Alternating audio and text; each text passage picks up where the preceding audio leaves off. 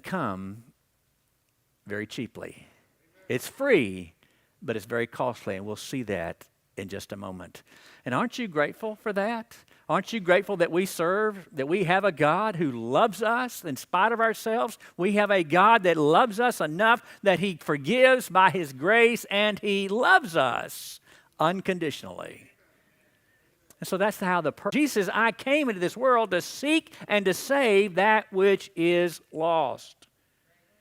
Praise God is exactly right. So God is the one who is seeking us. And by the way, if you doubt that, go all the way back to the very first book of the Bible, which would be Genesis. And you don't have to get too deep in the book of Genesis to when God gave Adam and Eve. Again, think about this. Put them in a perfect environment, gave them but just one rule. And what was the rule? God told them in Genesis 2:17, He says, Adam, I want you to understand something. Of all of the trees of the fruit of the garden you may freely eat, but of the tree of the knowledge.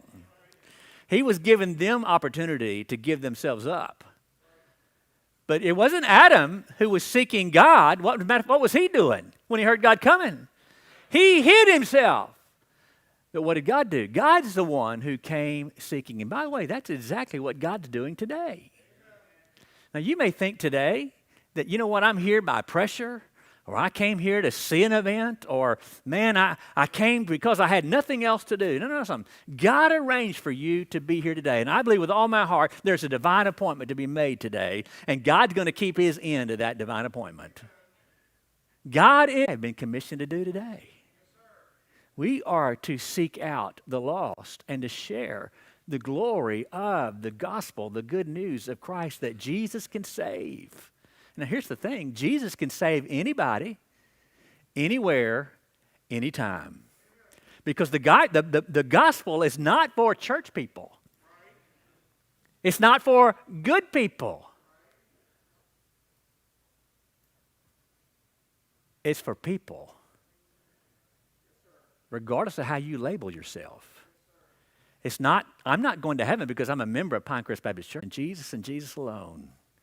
That is, she transferred her trust from herself and her self-dependency and put her trust in Jesus and His finished work on the cross, that her sins can be forgiven and that she has a home guaranteed in heaven.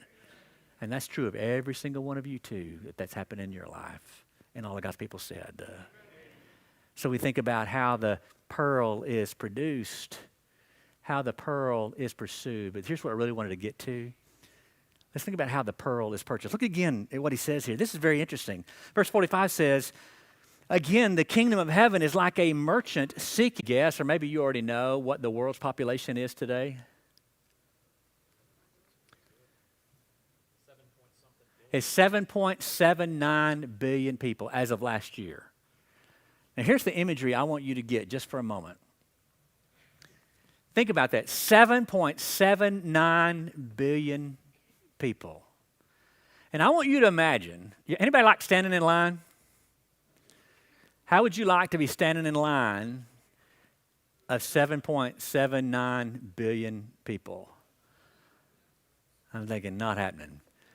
But stay with me. I want you to imagine that we are all in a line of 7.9 billion people. And then you have this great big bucket right here. And each of the 7.79 billion people are passing by, and they're putting in that bucket